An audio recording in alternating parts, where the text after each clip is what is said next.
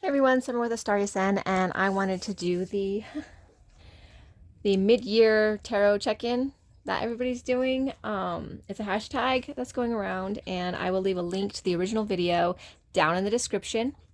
I excuse my dogs for drinking. It's a very small area, and you can hear everything from the wind to the dogs to the airplanes. So that's just part of life. So I'm going to go ahead and get started. I don't want this to be a very long video.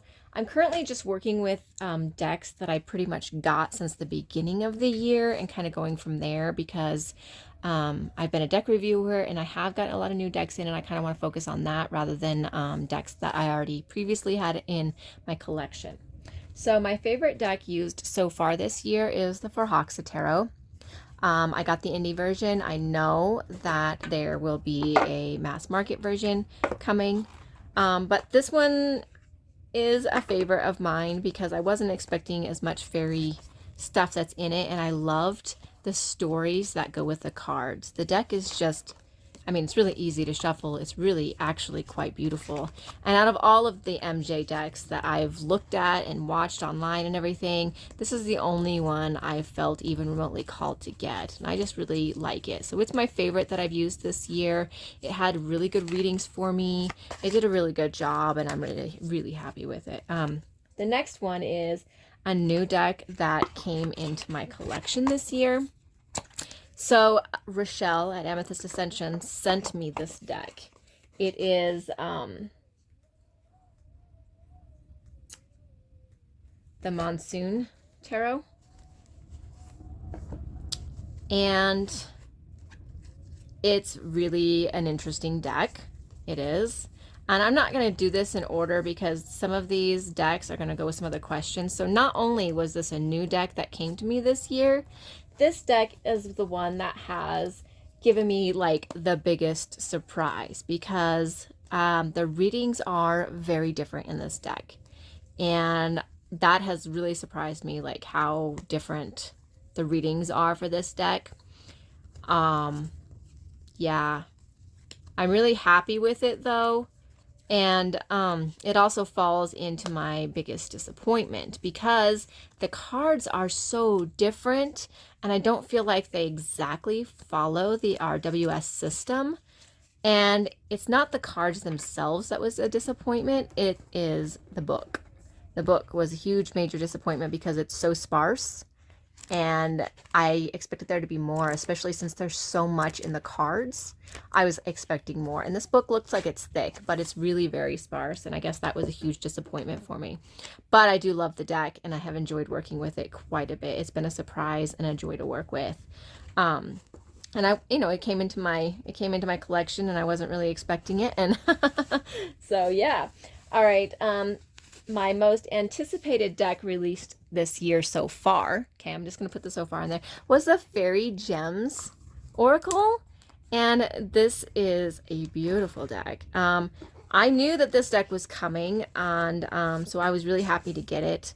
And of course, it's fairy related, so I mean, come on, how could I not be anticipating this deck?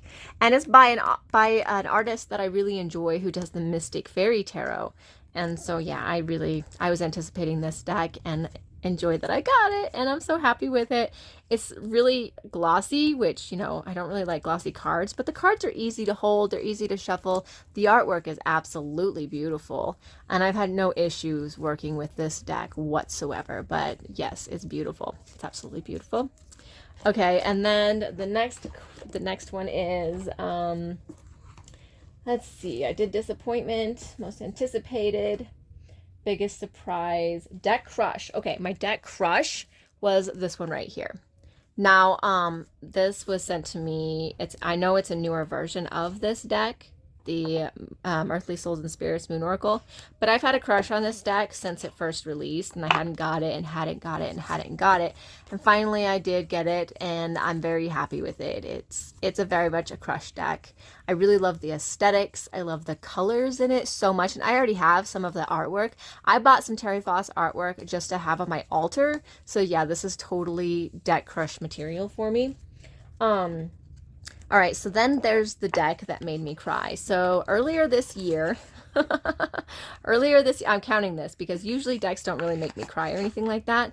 But earlier this year, when there was a bunch of snow and everything, my husband actually almost died, okay? And this is the deck that almost made me cry. Right here. This one. And it's a beautiful deck and everything, but it's also really harsh.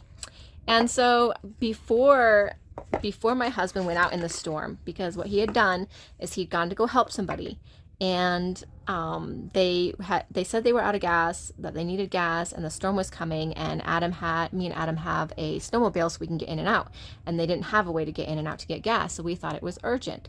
So it's supposed to really storm, like really bad, that during that storm, and it ended up being a really bad storm, but Adam thought he could make it there and back. And so we go over to our neighbor's house, which is about a mile away, because we live off grid and they live off grid, and the other neighbors also live off grid. So there's a bunch of us out here that live off grid. So anyways, we go over to our neighbor's house, and I stay with our neighbor because I'm just going to hang out while he goes out to get gas. And I'm not going to like go with him because it's freaking cold and there's no way. So it's morning time at this point. Well, I pull out this deck. And I'm doing reviews on it, so I'm pulling cards every single morning. And believe it or not, I got a card in this deck that literally told me bad things were going to happen. I'm not even kidding you. They told me bad things were going to happen, and I was like, oh man, no way. You know, like I could not even have fathomed, I believe it was this card right here. I couldn't even have fathomed what that meant for me. Like I can't even tell you, okay? But I had this awful feeling, and the card talked about really bad things happening and possible harm. And so when I got to the neighbors, I told my husband, I said, look, this is not worth dying for. They can last another couple of days without gas. They won't like it, but they can do it. And he says, no, they need it. We're going to go do it. And believe it or not, he ended up stuck in the storm in negative 11-degree weather for 4 hours without any kind of help, trying to get these people gas. And do you want to know what those people told me?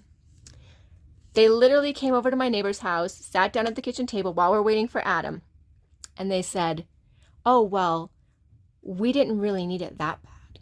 And I almost lost my cool completely. Like, I'm a very patient person, but my husband's life is literally in danger because they said they needed something that they didn't need. And I was furious. Anyways, it all worked out. It took 4 hours for search and rescue to find him in this giant snowstorm, but this deck made me cry badly. Oh my gosh, it made me cry. So a deck that made me happy was the Woven Spirit Oracle. This is a very light deck. It's not harsh. The images are light and the colors make me happy, and just like looking at this deck makes me feel kind of like a sense of joy. I guess maybe it's the colorings, and it's the people's faces, and it's how soft the cards are. Even though it gives really great readings, it does, but it made me happy. This is a deck that made me happy, the Woven Spirit Oracle. Sorry. Okay. The most beautiful deck this year. Honestly, I'm gonna kind of go with the Pastoral Tarot, like so far. The Pastoral Tarot, it has like an unexpected beauty to it. And of course, I love Lisa Hunt's work, right? She does amazing stuff. But this deck is gorgeous. I absolutely love the backs. They are my all-time favorite backs of any cards, like ever. And these cards are beautiful. They are just stunning cards. Like, it's beautiful artwork. Just so stunning. And it's like I don't know, I can't even explain it. It's just a light pastoral deck that's very beautifully done. So this would be the one that I would consider be the most beautiful deck this year. Last question. What deck do you want by the end of this year? So I backed the new version of the Victorian Fairy Tarot. And that is my like most anticipated deck of the year. That's the one I plan to have by the end of the year. It's coming out in October. I'm so excited for it. I can't wait to have it. So that is the one that I am waiting to get by the end of the year. Is the new version, the new indie version of the Victorian Fairy Tarot. It's not being released mass market as far as I know. I got it on Kickstarter. it's already passed, unfortunately, so I don't think I can send you to it or anything like that. So anyways, those are my cards and my mid-year tarot review. Thank you guys so much for watching, and I'm kind of hoping maybe of doing like an end of the year one of these. Wouldn't that be fun? Have a very great day.